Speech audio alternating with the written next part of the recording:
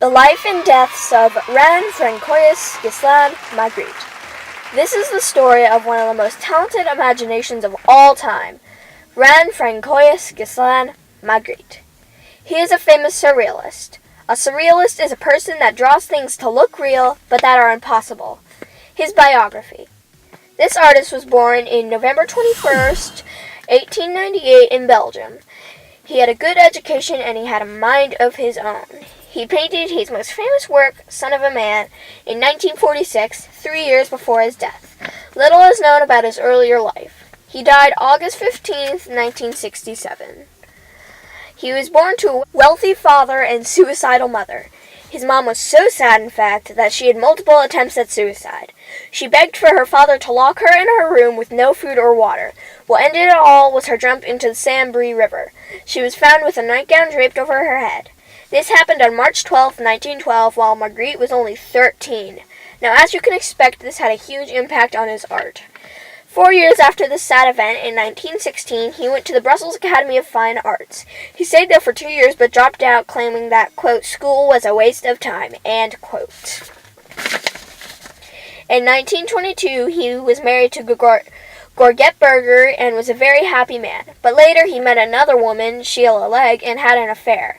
He hired a friend to distract Georgette, but that led to their own affairs. Georgette and Magritte reunited in 1940. His paintings. His first painting, The Lost Jockey, 1926, is a picture of a man riding a horse through the woods. He seems to be at full gallop. This is more impressionistic than surreal. After his mom's death, he tended to put things in front of people's faces, clearly referencing the fact that the nightgown was over her face. As you can see in the picture of The Lovers, 1928, you can see a couple kissing, but with sheets over their heads. He had many versions of this scene. Also, in The Philosophy in the Boudoir, 1947, you can see the depiction of a nightgown, but with the breasts and the gown being merged into one. The reason of this is because the nightgown was over her head, and since they didn't have any bras back then, you could see some parts. In front of the hanger was a pair of black heels. At the tip of her shoes, you can see the toes. This is because her shoes fell off in the river. This picture has a lot of meaning to me. It just captures his sadness, for me at least. In a less obvious covering, in his most famous picture, Son of a Man, 1964, you can see an apple in front of a man's face. Covering the faces remained a theme in his life. In 1938, a very famous work was finished. It is known as Times Transfixed. It had a picture of a train coming out of a fireplace. Magritte painted thoughts, dreams, or imaginations, as photographs could not do this. Dan Guy Durrell, teacher, Paideia School, 2016, March 25th. Times Transfixed is definitely a thought or a dream. You can look at it and be paralyzed by impossibility. CC Nest past pipe. This is not a pipe. Now, when you look at the picture, you're probably thinking, well, of course it's a pipe. It must have been a translation error. Well, actually, it's not a pipe because you can't smoke it. It's just ink on paper. Sometimes words can mean more than the pictures.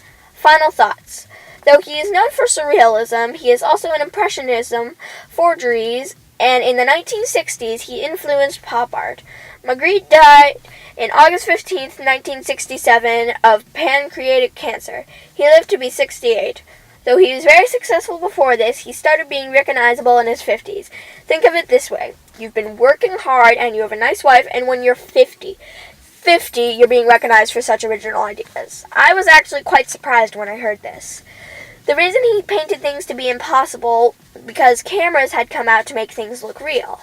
I've gone and sifted through lots of information to make this report. There's a lot more to be known, but this is what I personally know. I hope you have enjoyed.